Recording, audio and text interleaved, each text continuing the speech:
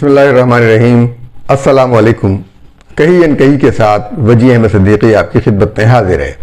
پاک فوج کے نئے army chief general Asim Munir کی تقرری سے بھارت بہت پریشان ہے اور طرح طرح کے وہ پروگرام کر رہا ہے۔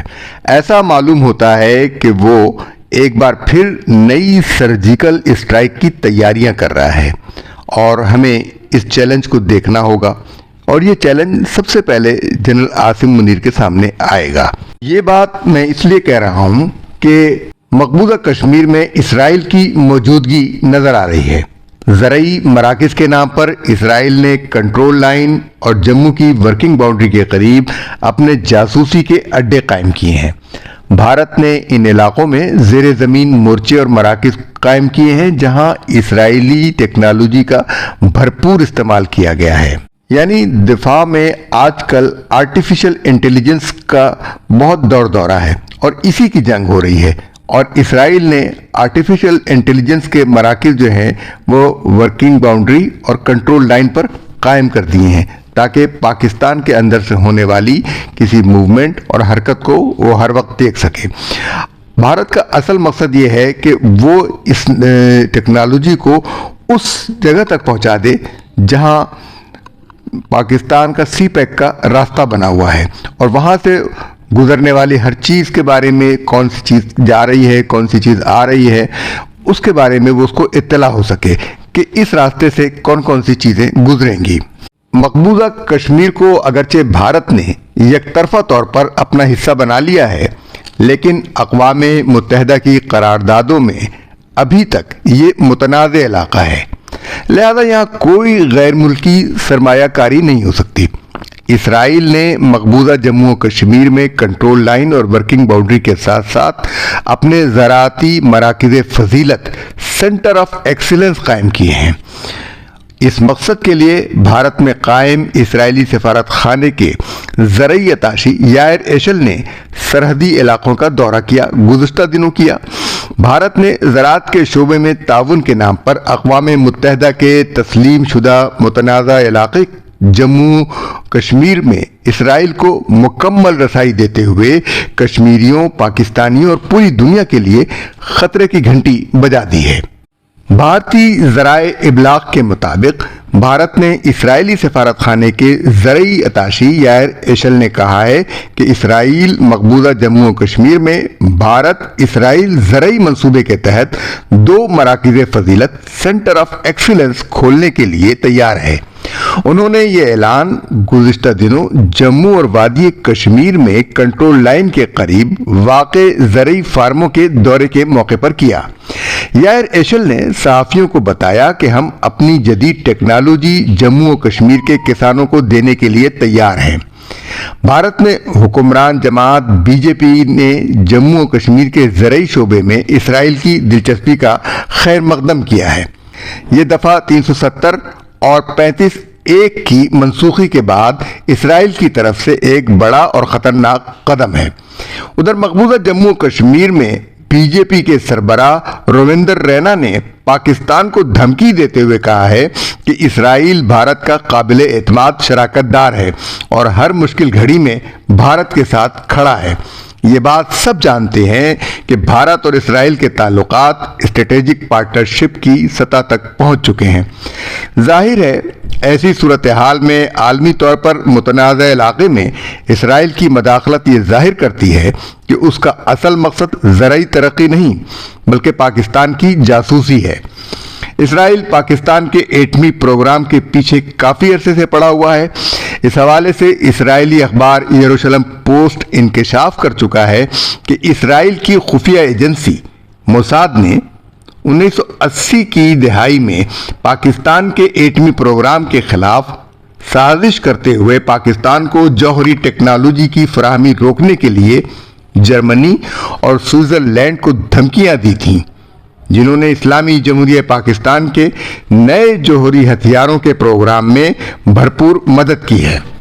پاکستان کے ایٹمی پروگرام سے اسرائیل اس قدر خوفزدہ ہے کہ اس کی جانب سے جوناتھن پولارڈ نامی ایک اسرائیلی جاسوس کو یہ ذمہ داری دی گئی تھی کہ وہ پاکستان کے ایٹمی پروگرام کے بارے میں معلومات حاصل کرے۔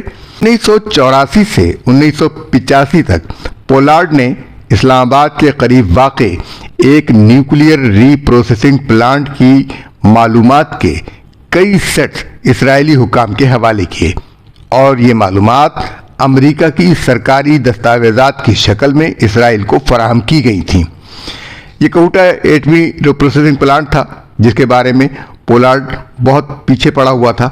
پولارڈ اگرچہ امریکی شہری ہے، لیکن امریکی بحریہ سے وابستہ رہتے ہوئے اس نے اسرائیل کے لیے جاسوسی کی۔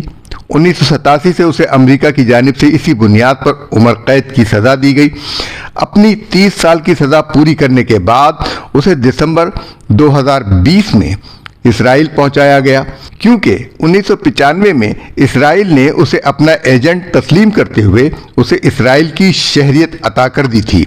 اب اسرائیل کو موقع مل گیا ہے کہ وہ مقبوضہ جموں و کشمیر میں زراعتی مراکز فضیلت کے نام پر اپنے جاسوسی کے اڈے قائم کرے۔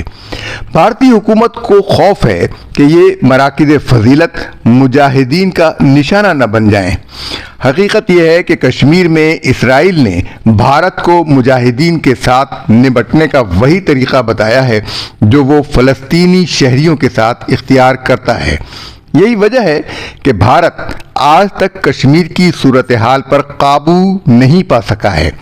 دنیا کے سامنے سب ظاہر ہو چکا ہے کہ اسرائیل کشمیر میں اپنے حق خود ارادی کے لیے آواز بلند کرنے والوں کے خلاف غاصب بھارت کی مدد کر رہا ہے۔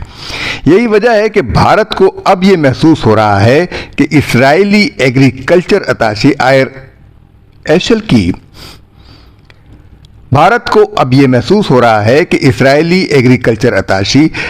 ایشل کی مقبوضہ جموں و کشمیر کے دورے کے بعد خطرات بڑھ گئے ہیں۔ اسرائیل جو کام پنجاب اور بھارت کے دوسرے علاقوں میں نہیں کر سکا، وہ کام مقبوضہ جموں و کشمیر میں بزور قوت کرنا چاہتا ہے۔ پنجاب میں اسرائیل کی طرف سے کارپوریٹ فارمنگ کے نام پر کسانوں کی زمین ہتھیانے کا منصوبہ بنایا گیا تھا۔ دراصل زرعی شعبے کی آڑ میں بھارت اور اسرائیل کے اسٹریٹجک دفاعی منصوبوں پر عمل ہو رہا ہے۔ اسرائیل میں بھی آئر ایشل کے دورے پر تشویش کا اظہار کیا گیا تھا، لیکن اس دورے پر ان سے کوئی باز پرس نہیں کی گئی۔ بھارت حسب معمول ان خدشات کا اظہار کر رہا ہے۔ کشمیر میں اسرائیلی زراعتی مراکز فضیلت پر لشکر طیبہ کی جانب سے حملہ ہوگا، یعنی اس کا مقصد یہ ہے کہ ایک مصنوعی حملہ کیا جائے گا اور اس کا الزام لشکر طیبہ کے ساتھ ساتھ پاکستان پر بھی لگانے میں آسانی ہوگی۔ بھارت نے وقت سے پہلے شور مچانا شروع کر دیا۔ اس کا مطلب یہ ہے کہ وہ یقیناً کوئی مہم جوئی کرنے جا رہا ہے۔ جنرل عاصم منیر کے تقرری کے بعد اس کے خدشات بڑھ گئے ہیں۔ مقبوضہ کشمیر کی زراعت میں ان دریاؤں کا پانی استعمال ہوگا جو پاکستان کی سمت آتے ہیں۔ اسرائیل اور بھارت کے کشمیر میں زرعی تعاون کا مقصد پاکستان کو بنجر کرنا ہے۔ اسرائیل مقبوضہ جموں و کشمیر ہی میں زرعی منصوبہ لے کر آیا ہے، اس لیے پاکستان جانے والے تمام دریا انہی علاقوں سے گزرتے ہیں۔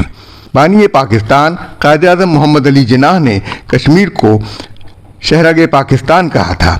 یہ کوئی جذباتی بات یا محض سیاسی بیان نہیں تھا، بلکہ اس مدبر انسان نے بھانپ لیا تھا کہ کشمیر پاکستان کے لیے کیا حیثیت رکھتا ہے۔ اگر ہم نقشے میں دیکھیں کہ پاکستان میں آنے والے سب دریاؤں کا منبع کشمیر ہی ہے، سوائے ان دو دریاؤں ستلج اور راوی کے جو بھارتی علاقے سے پاکستان میں داخل ہوتے ہیں، لیکن سندھ طاس معاہدے کی وجہ سے ان کے پانی پر بھارت کا حق ہے، اور بھارت مختلف مقامات پر ان دریاؤں پر ڈیم بنا رہا ہے جو پاکستان کے لیے وقف تھے۔ اسی لیے یہ دریا پاکستان میں زیادہ تر خشک دکھائی دیتے ہیں، سوائے ان دنوں کے جب بھارت میں سیلاب آتا ہے تو وہ سیلابی پانی ان دریاؤں میں چھوڑ دیتا ہے۔ سنجیدگی سے غور کیجئے، سمجھیے کہ ایسا کیوں ہوا۔ اجازت دیجیے، اللہ حافظ۔